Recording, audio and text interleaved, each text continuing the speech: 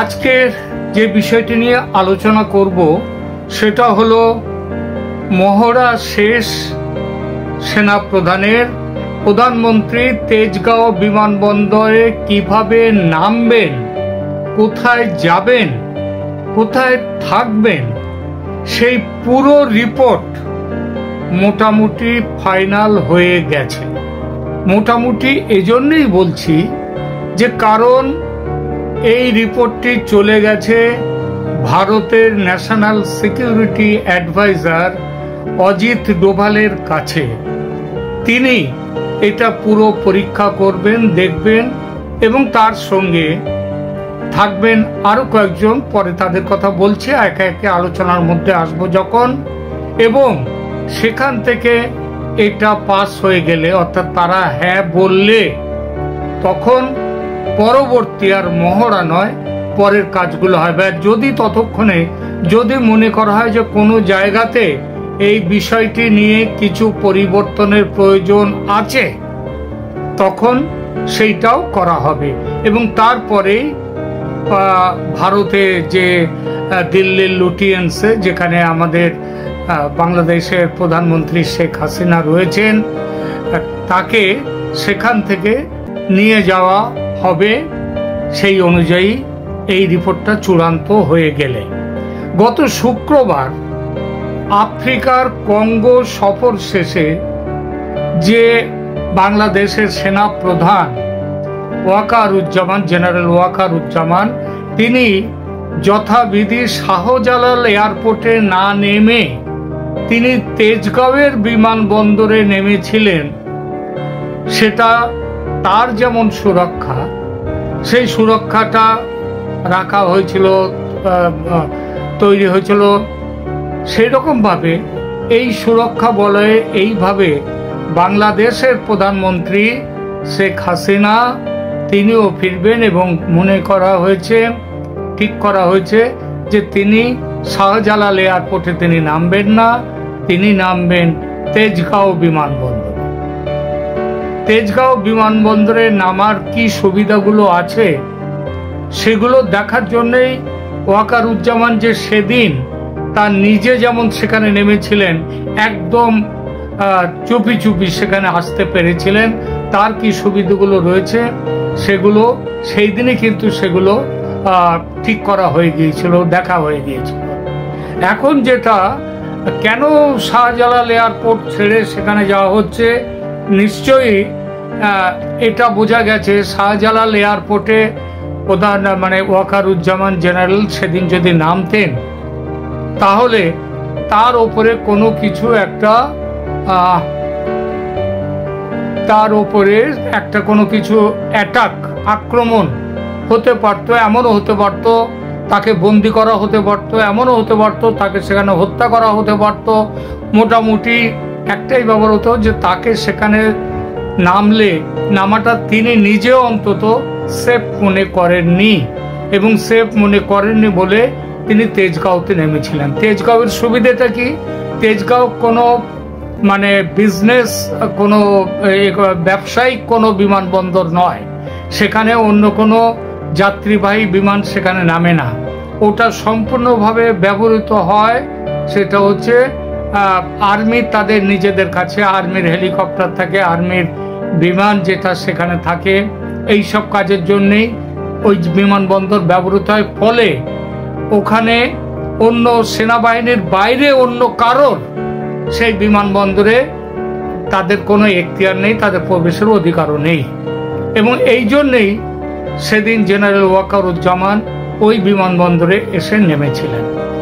এখন শেখ হাসিনার ঢাকাতে প্রত্যাবর্তনের জন্য এই কারণেই ওই বিমানবন্দরকে ব্যবহার করা হবে বলে ঠিক হয়েছে।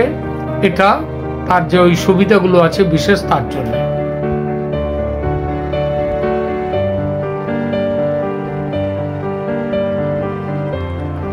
সেদিন মানে গত শুক্রবার আপনারা জানেন যে ঢাকার মধ্যে, ঢাকায় সেখানে হিজবুত তাহরীরের পক্ষ থেকে বিরাট বড় জমায়েত মিছিল হওয়ার কথা ছিল, এবং অত্যন্ত সম্ভাবনা তাদের যে প্ল্যান ছিল সেই প্ল্যানটা ছিল বঙ্গভবন সেটা অ্যাটাক করা হবে।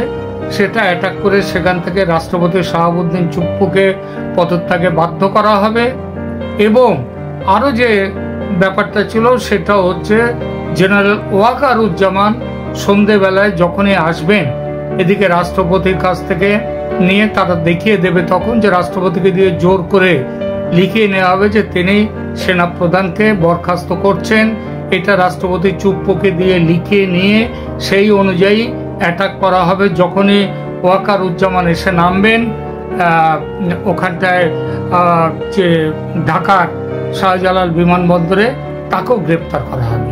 এবং তিনি তো ততক্ষণে বরখাস্ত হয়েই গেছেন, কারণ এগুলো এরা করে নিয়েছে। এবং এই পুরো ব্যাপারটা ছিল পাকিস্তানি চক্রান্ত।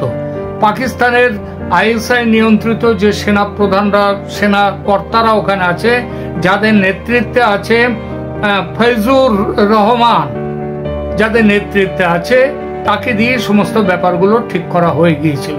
তার আপনাদের আগেই বলেছি যে ভারত থেকে 4 জন বিদেশ মন্ত্রকের বড় অফিসার তারা ওখানে গিয়ে ঢাকায় নেমে তারা কোঅর্ডিনেট করছিলেন। তারা যথাসময়ে সমস্ত ব্যাপারটা তারা যেমন জানিয়ে দিয়েছিলেন ওয়াকারুজ্জামানকে, তেমনিভাবে সেনার মধ্যে ওয়াকারুজ্জামান এবং ভারতের এবং বিশেষ করে আওয়ামী লীগপন্থী যারা রয়েছেন তাদের সাথে কথা বলে বিকল্প ব্যবস্থা যাতে সেনাপ্রধান ওয়াকারুজ্জামান তেজগাঁও বিমানবন্দরে নেমে সব ফিরে আসতে পারেন, তার নির্বিঘ্নে আসতে পারেন তার জায়গায়, সে ব্যাপারটা তারা করেছিলেন।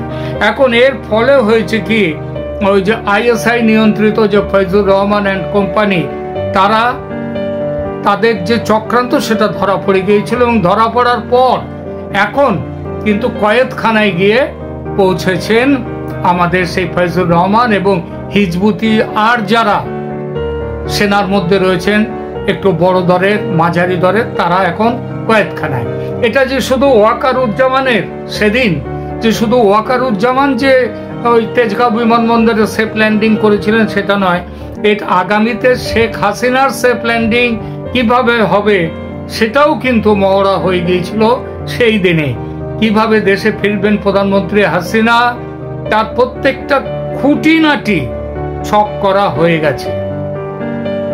এই ছকের মধ্যে এই কাজে যুক্ত রয়েছেন বাংলাদেশের সেনার সঙ্গে, এই কাজে যুক্ত রয়েছেন ভারতের সেনাও, ভারতের সেনাকর্তারাও। মানে ভারতের এনএসএ অজিত ডোভাল, ভারতের সেনাপ্রধান উপেন্দ্র দ্বিবেদী এবং তার সঙ্গে আরো 1-8 জন আছেন আমাদের অতি উচ্চ স্তরের সেনাকর্তা। আর বাংলাদেশ সেনার পক্ষে সেখানটায় রয়েছেন জেনারেল ওয়াকারুজ্জামান এবং তার সঙ্গে 2-3 জন তার অতি বিশ্বস্ত সেনা অফিসার তারাও আছেন। যা ভারত কেন এতটা সতর্ক এই বিষয়টা নিয়ে, শেখ হাসিনার ফিরে আসা নিয়ে কেন এতটা সতর্ক? তার কারণ শেখ হাসিনা এবং বাংলাদেশের ভালো মন্দের পুরো দায়টা যতটা বাংলাদেশের, তার থেকে 1 বিন্দু কম নয় ভারতের। তার কারণ ভারতে তিনি অতিথি হয়ে আছেন এবং এটা মোটামুটি সবাই জানে যে তিনি যে ভারত ছেড়ে তিনি যে বাংলাদেশে যাচ্ছেন, এই তার যাওয়ার ব্যবস্থা এবং এর পেছনের সমস্ত উদ্যোগ ব্যবস্থাপনা সেটা ভারতের দ্বারাই হয়েছে। সুতরাং তার যদি কোনো কিছু খারাপ হয়ে যায় তার দায়টা ভারতের উপরে আসে, এটা 1 নম্বর কথা। 2 নম্বর কথা হচ্ছে, দ্বিতীয় কথা হচ্ছে যে বাংলাদেশের ব্যাপারে, বাংলাদেশের সংকট নিরসন করবার ব্যাপারে সমস্ত দায়িত্বটা আমেরিকার ট্রাম্প সাহেব গত 13 ফেব্রুয়ারি নরেন্দ্র মোদীর উপরে দিয়ে দিয়েছেন এবং নরেন্দ্র মোদী সে ব্যাপারে কোনো রকম আপত্তিও করেননি। মানে মৌনং সম্মতি লক্ষণং, এবং সেটা মেনে নিয়ে ভারতকে তার পরবর্তী কাজগুলো করতে হচ্ছে। সুতরাং ভারত এখন সমস্ত ব্যাপারগুলো নিয়ে ভারতের ওপরে তাই একটা বিরাট এই ব্যাপারে দায়িত্ব এসে পড়ে। এবং এই প্রসঙ্গে, এই দায়িত্বের প্রসঙ্গে এতদিন কিভাবে ব্যাপারগুলো হবে সেই বিষয়টা কিন্তু খুব একটা স্পষ্ট হচ্ছিল না যে কিভাবে কি করবে ভারত। কিন্তু এখন ওই গত শুক্রবার ওয়াকারুজ্জামান কঙ্গো থেকে ফেরার পথে তার যে অভিজ্ঞতা হয়েছে এবং তিনি যেটা বুঝতে পেরেছেন কোন পথে নিয়ে যাওয়ার চেষ্টা হচ্ছে বাংলাদেশকে, এবং সেখানে তাকেও কিভাবে ষড়যন্ত্রের মুখোমুখি হতে হয়েছে সেটা যখন তিনি জানতে পেরেছেন, তখন তিনি এখন তার মধ্যে আর কোনো ইফস অ্যান্ড বাটস নেই। তিনি পরিষ্কারভাবে বুঝে গেছেন যে এখন তাকে কি করতে হবে। সুতরাং এখানে তা হলেও কিন্তু একটা জিনিস ছিল প্রথম থেকে, একটা অনেকের কাছেই একটা কিছুটা একটা কিন্তু একটা ছিল, সেটা হচ্ছে ওয়াকারুজ্জামানের ভূমিকা নিয়ে। কিন্তু ওয়াকারুজ্জামান তিনি এটা বোঝা গেছে যে তার মধ্যে এখন আর কেন তিনি গত বছর বিশেষত 3রা আগস্ট থেকে 5 আগস্ট পর্যন্ত তার ভূমিকা অনেক রকম প্রশ্নের মুখে পড়েছে, যে তিনি কি চাইলে শেখ হাসিনাকে সেদিন রক্ষা করতে পারতেন না?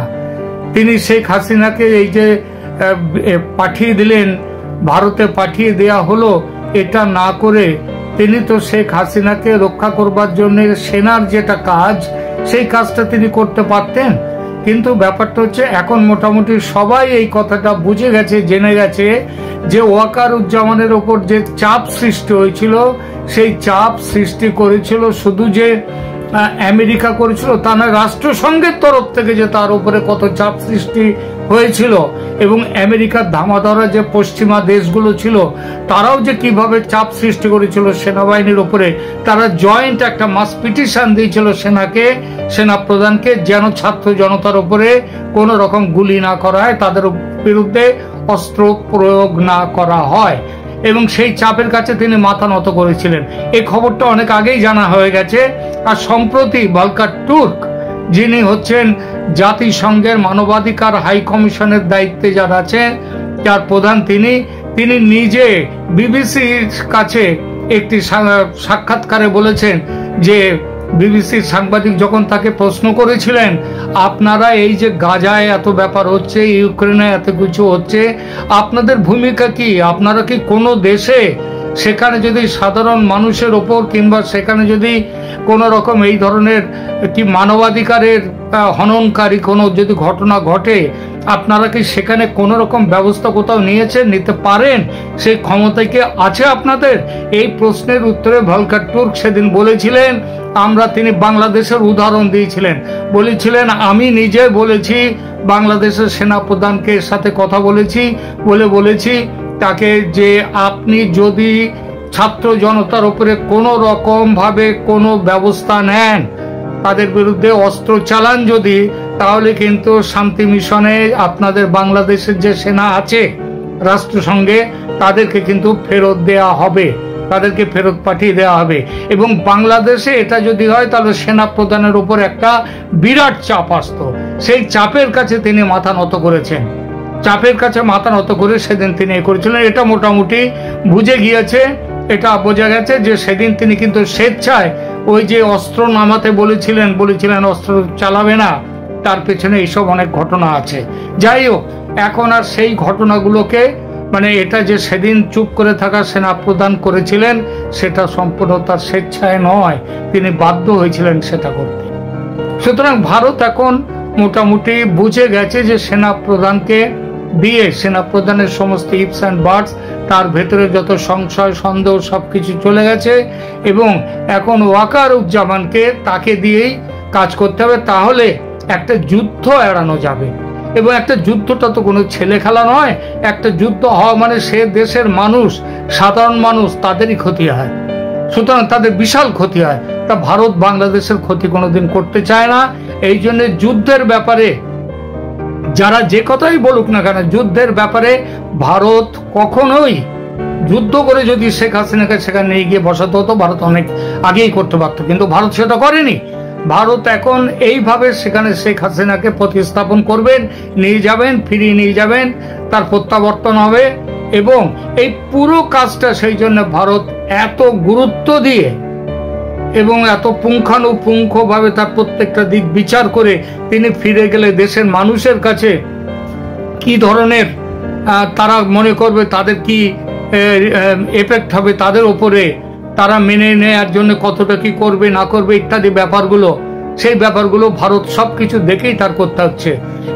এই জন্যই বলা হচ্ছে শেখ হাসিনাকে দায়িত্ব, এটাও বলে দিচ্ছি, শেখ হাসিনাকে দায়িত্ব দেয়া হলেই সেই দায়িত্ব অনুযায়ী যে তিনি গত বছর জুলাই থেকে কিংবা এখন থেকে আবার যে 5 বছর তিনি একাধিক্রমে শাসন চালিয়ে যাবেন তা কিন্তু হবে না। এবং এখানে ঠিক করা হয়েছে যে শেখ হাসিনা এখানে থাকবেন, তিনি যেন অনেকটা কেয়ারটেকার গভর্নমেন্টের মতো তিনি থাকবেন এবং তার আমলে কিন্তু এখানে নির্বাচন করতে হবে এবং ফ্রি, ফেয়ার অ্যান্ড ইনক্লুসিভ নির্বাচন করতে হবে। সেই ইনক্লুসিভ নির্বাচনের মধ্যে সেখানে জামাত থাকবে কিনা সেটা অন্য প্রশ্ন, কারণ জামাতের বিরুদ্ধে কিন্তু মামলা ছিল, জামাত নিষিদ্ধ। সেইটাকে এই সরকার এসে কোনো রকম বিচার বিবেচনা না করে তাদের উপর থেকে নিষেধাজ্ঞা তুলে নিয়েছে। এটা আইন ব্যবস্থার উপরে হস্তক্ষেপ করে এটা তুলে নেওয়া হয়েছে। সুতরাং জামাত আদৌ তারা সেই নির্বাচনে থাকবে কিনা সেটা পরের প্রশ্ন, সম্ভবত তাদেরকে রাখা হবে না, কারণ কোনোভাবেই মৌলবাদী শক্তিকে বাংলাদেশে যাতে তারা মাথা না চাড়া দিতে পারে সেই চেষ্টাই করবে এবং এই